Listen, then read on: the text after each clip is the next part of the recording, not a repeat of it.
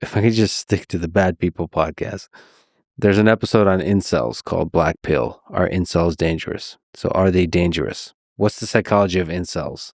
So that episode was all about what it means to espouse certain kinds of views, especially about women, and what it means to be in an environment that is fueling the fire of, well, hatred of gender.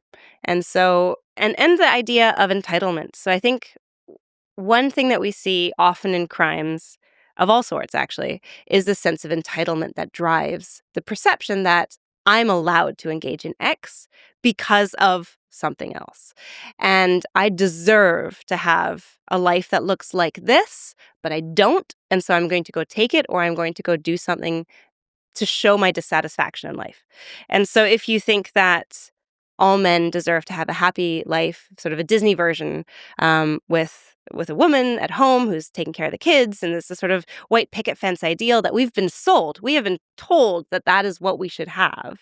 Like, I understand where it comes from. And the question, though, is, are we entitled to that, or is that the idea that that's something we should strive towards? And I think the answer is no, nobody's entitled to a good life. I would like to see freedoms and rights manifest in such a way that everyone is able to achieve the kind of life that they themselves want, but you're not entitled to it. And so that's where I think it can get a bit crossed, and we can be sold these lies that are basically impossible for everybody in society to achieve. And understandably, people get angry. And if you're angry, and if you feel entitled, and if you're in this group where everyone else is thinking the same way as you, yeah, that can make you dangerous.